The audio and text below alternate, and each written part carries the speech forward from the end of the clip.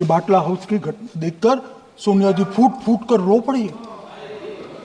अरे रोना था तो शहीद मोहन शर्मा के लिए रोते, बाटला हाउस के आतंकवादियों के लिए रोना आता है। और मान्यवर हमें पूछते हैं नेहरू ने क्या किया, इंदिरा गांधी ने क्या किया, यहाँ तक कि मेरी माँ के आंसुओं तक चले गए। वैसे महोदय, मेरी माँ की आंसू की बात किए, मैं इसका जवाब देना चाहती हूँ। मेरी माँ के आंसू तब गिरे जब उनके पति को आतंकवादियों ने शहीद किया, जब वे मात्र 44 साल की थी। और आज अगर मैं इस सदन में खड़ी हूँ और उन 26 लोगों की बात कर रही हूँ, मैं इसलिए कर रही हूँ क्योंकि मैं उनका दर्द जानती हूँ, महसूस करती हूँ।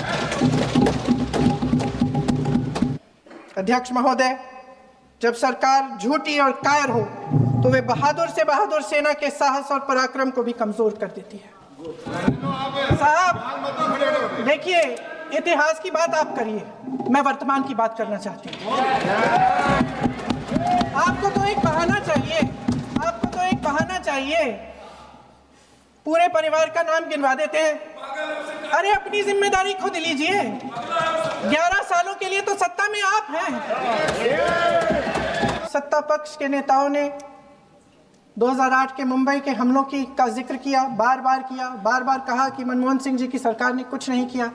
ये तो जानकारी होगी ना कि उसी समय जब वो आतंकवादी हमला चल रहा था, तभी उन आतंकवादियों को मार डाला था, एक बचा था और उसको भी फांसी दे दी थी 2012 में। महाराष्ट्र के मुख्यमंत्री ने इस्तीफा दिया। देश के गृह मंत्री ने जिम्मेदारी लेकर इस्तीफा दिया।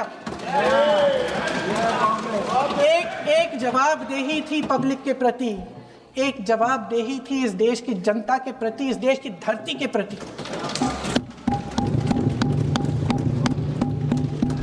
राजनाथ